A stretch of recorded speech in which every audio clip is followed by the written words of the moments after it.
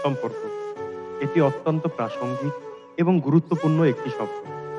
সম্পর্কের মধ্যে শান্তি, সমঝোতা এবং ভালোবাসা বজায় রাখতে বিশ্বাস, সম্মান, ত্যাগ এবং তৃতীয় ব্যক্তির প্রভাব থেকে দূরে থাকা বিশেষভাবে গুরুত্বপূর্ণ। আপনি যদি সম্পর্কের মধ্যে প্রতিটি দিক সম্পর্কে সচেতন হন এবং একে অপরের প্রতি দায়িত্বশীল হন, তাহলে সম্পর্ক অনেক বেশি শক্তিশালী ও দীর্ঘস্থায়ী হতে পারে। সম্পর্কের প্রথমে হলো বিশ্বাস। এই বিশ্বাসটাই একটা সম্পর্কের মূল। যে সম্পর্কে বিশ্বাস নেই, সে সম্পর্ক টিকে থাকে না।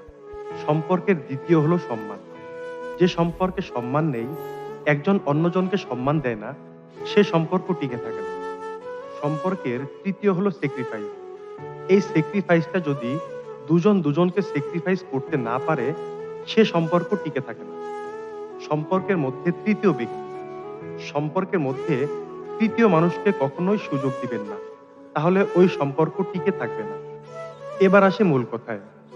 একটা সম্পর্কের মধ্যে উপরের 4টি কথাই খুবই গুরুত্বপূর্ণ। বিবাহিত জীবন শুরু করা খুবই কষ্টকর যদি আপনি উপরের কথাগুলো মানতে না পারেন। বিবাহিত জীবনে নানান সমস্যা হবে। সবকিছুকে দোষ ভেবে আলাদা হয়ে যাবেন না। দোষ কোথায় সেটা খোঁজার চেষ্টা করুন। দেখবেন নিজেই সমস্যার সমাধান করতে পারবেন। আপনি জানেন আপনার দোষ না, তারপরও আপনি চুপ থাকেন। দেখবেন অনেক সহজ হয়ে গেছে সবকিছু। 1-2 কথায় সম্পর্কের মধ্যে তৃতীয় মানুষকে আসতে দিবেন না। নিজেরা বসে সমাধান করার চেষ্টা করুন। কখনো ডিভোর্সের কথা মাথায়ও আনবেন না। ডিভোর্সে কখনো শান্তি আনতে পারে না। আপনি মনে করেন যে ডিভোর্স দিলে হয়তো আমি মুক্তি পেয়ে যাব, আসলে তা কখনো হয় না। সমাজের 1-2টা ডিভোর্সি ভাই বোনদেরকে প্রশ্ন করে দেখুন যে তারা কেমন আছেন। তাদের নিজ পরিবার এবং সমাজের মানুষের সাথে কেমন সম্পর্ক এবং সমাজ তাদেরকে কোন চোখে দেখে, সেটা একবার কল্পনা করুন। নিজেই তার প্রমাণ পেয়ে যাবেন। আপনাদের সম্পর্কের মধ্যে কি সমস্যা, কি কারণে বিচ্ছিন্ন হতে চাচ্ছেন, এগুলোর সমাধান খুঁজুন। ওই বিষয়গুলো ত্যাগ করতে চেষ্টা করুন। দেখবেন সমাধান আপনার হাতেই। রাগ, অহংকার, জেদ এগুলো ত্যাগ করে প্রিয় মানুষের সাথে সংসার করতে শিখুন।